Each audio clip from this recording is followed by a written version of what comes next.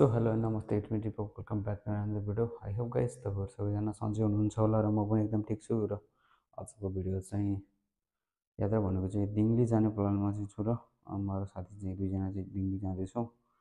So तपाईँहरूलाई म देखाउनेछु के कस्तो छ भ्यूहरू त्यहाँको है। सुन्नु म त सुनिरहेको छु कि एकदम राम्रो भ्युजहरू छ भनेर। सो अहिले चाहिँ यति बेला चाहिँ 3 बजिसक्यो र मल्डामा दिउँसोको 3 बजिसक्यो। फेरि 2 बजीतिर जाने भन्ने प्लान थियो। अनि फेरि एकछिन सोधेर जाउँ न भनेर फेरि चाहिँ आँखा रातो रातो पनि भइरहेछ र अहिले चाहिँ फेरि उठेर फ्रेस भएर चाहिँ अब रेडी भएर चाहिँ जानु लागेको। र सो गाइस ल हामी चाहिँ दुईजना चाहिँ रेडी भइसक्यो अब जानलाई। जाने कतिको एक्साइटेड छौ तिमी अनि जानको लागि? म बिहानैदेखि एक्साइटेड भइसकेँ। तर मैले चाहिँ बिचमा चाहिँ हल्का ल्याङ गरिदिएँ है, किनकि 2 बजी जाने भनेको सुत्दिएको म चाहिँ फेरि होइन, म मात्र होइन ऊ पनि सुत्यो फेरि पछि चाहिँ हुँदैन हौ म लगाइस। अब चाहिँ हामी निस्किनु लागेको ल टक्क पारामा है त। ल उतै गएर भेटौँ ल है त। ल स्टेटन गएछ ओके। भ्यालेटा कता गएर हाल्नुपर्छ?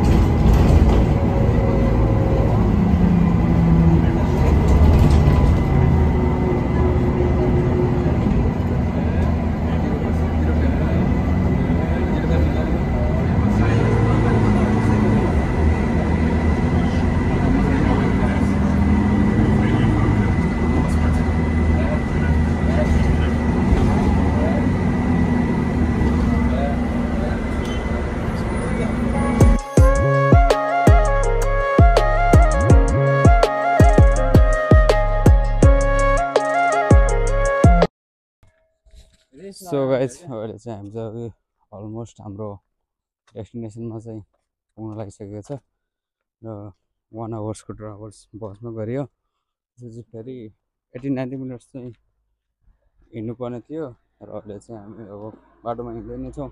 तपाईँले सक्नुहुन्छ खासै धेरै गाडीहरू पनि आउँदैन र अहिले चाहिँ थोरै गर्मी पनि छ। अझै लगभग 5:30 पनि भइसक्यो।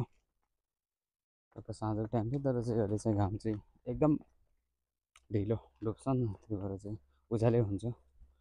8-9 बजीसम्म चाहिँ उज्यालै हुन्छ। त्यसैले चाहिँ आज चाहिँ एकदम चान्स पनि मिलिरहेको छ सक्नुहुन्छ। अनि अब त्यहाँ चाहिँ के कस्तो छ त अनि त्यो सबै चाहिँ म देखाउने कोसिस नै गर्नेछु है त।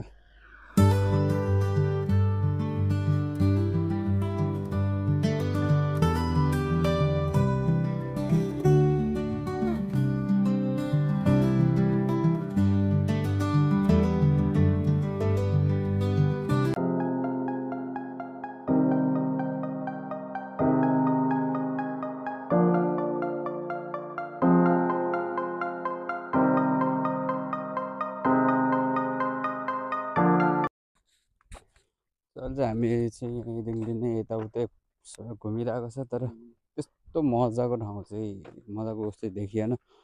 अनि सो तिमीलाई चाहिँ के कस्तो लागिरहेछ? ठिकै लागिरहेको आउनु सबै टाइम पास गर्नु केटी लिएर मात्र आउने। ल माल्टामा जो बस्नुहुन्छ नि तपाईँ सबैजना चाहिँ यसो टेन्सनमा हुनुहुन्छ भने चाहिँ टेन्सन मुक्त गर्नको लागि केही समयको लागि भए पनि तपाईँहरू चाहिँ देख्ने क्लिप चाहिँ आउनु सक्नुहुन्छ। ठाउँ चाहिँ एकदम पिस छ र त्यस्तो धेरै उस पनि छैन तर पिस चाहिँ छ ठाउँ चाहिँ। जो एकदम इन्जोय धेरै गर्न नसक्यो भने तपाईँ चाहिँ टक्कै एकदम पिस ठाउँ छ क्या। सो हल्का तपाईँले चिल हाल्नु सक्नुहुन्छ। घरवालाहरूले आउँदा हुन्छ, पाहाड घरवालाहरूलाई त्यस्तो छैन नआउँदो। सो हुन त अब हामी चाहिँ नेपालमा चाहिँ अब पाहाडबाटै भएर होला चाहिँ तर यहाँको उसहरू चाहिँ देख्दाखेरि चाहिँ त्यस्तो नर्मली लाग्नु लाग्यो क्या।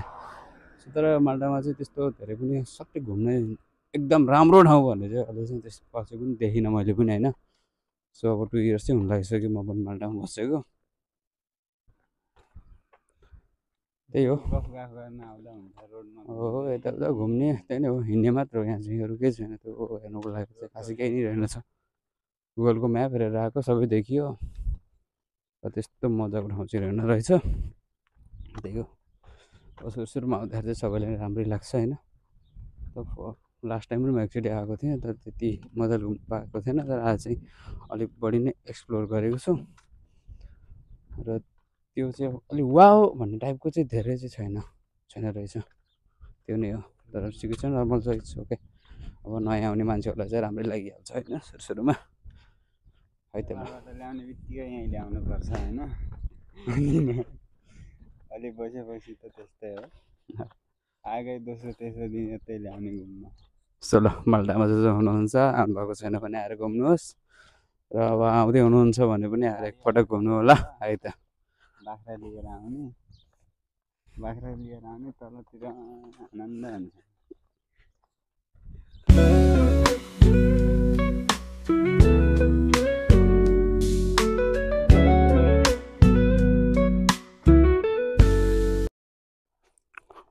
So guys you can see यहाँको दिङलीको टक्कै इभिनिङमा चाहिँ दामी भ्यू चाहिँ देखिँदो रहेछ है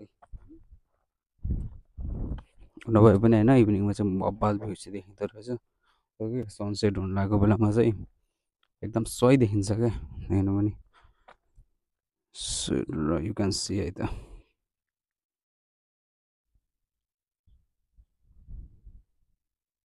तपाईँहरू यहाँ चाहिँ देख्नुहुन्छ एकदम के पुरा त्यो पाहाडतिर हुन्छ नि नेपालमा क्या ठ्याक्क त्यस्तै ठ्याक्कै नेपालकै याद आउने क्या पुरा टक्क यस्तो डाँडा काँडा है त यस्तो दामी देख्न सक्नुहुन्छ तपाईँहरू पुरा टक्क उता पारिपट्टि एउटा टापु चाहिँ रहेछ है सायद त्यो मान्छेहरू चाहिँ त्यसलाई नै बढी हेर्न चाहिँ यहाँ आउँछ होला तर चाहिँ त्यो आई डोन्ट नो है मलाई पनि होइन एक्ज्याक्ट थाहा भएन तर यहाँको पनि टक्क देख्दाखेरि चाहिँ पुरा नेपालको जस्तो क्या टक्क भिर पखा जस्तो क्या तपाईँहरू चाहिँ टक्क त्यो खरबारीमा घाँस काट्नु गएको हुन्छ नि त त्यस्तो ल्याउनेको टक्क पाहाडतिर मलाई चाहिँ त्यस्तै फिल लागिरहेको छ र मेरो साथी चाहिँ उता टपमा बसिरहेको छ र यहाँ चाहिँ खै यो त के को ढोका बनाएको छ चाहिँ मान्छेहरू खाएर यस्तो नगरिदिनु होला कृपया खाएर अनि यहाँ चाहिँ यस्तो गुफा जस्तो पनि रहेछ है सानो तर यहाँ चाहिँ आएर पिकनिक गर्नु चाहिँ मिल्छ होला होइन तर ठाउँ चाहिँ ल ठिकै छ है आएर एकचोटि मालडामा हुनुहुन्छ भने चाहिँ आएर एकचोटि घुम्नु होला यो ठाउँलाई एक्सप्लोर गर्नु होला है त अहिले चाहिँ हामी चाहिँ अब पर्खिन लागेको अनि आजको दिन चाहिँ कस्तो लाग्यो तिमीलाई र अहिले चाहिँ बसेँ एकदम खाली छ कोही पनि छैन उरोमा मात्र बाइकहरू कोही पनि छैन नि हाम्रो अगाडि ड्राइभर सब हुनुहुन्छ पुरा खाली छ हामी छौँ बसमा ल भिडियो के कस्तो लाग्छ लाइक कमेन्ट च्यानल सब्सक्राइब पनि गरिदिनु होला है त ल हजुरलाई यति भन्दा चाहिँ छुट्टिन चाहन्छु ल स्टुडेन्ट गाइज फेरि नयाँ भिडियोमा भेट्ने बाचासँगै आजको भिडियोलाई चाहिँ एन्ड गर्न चाहन्छु okay by by good night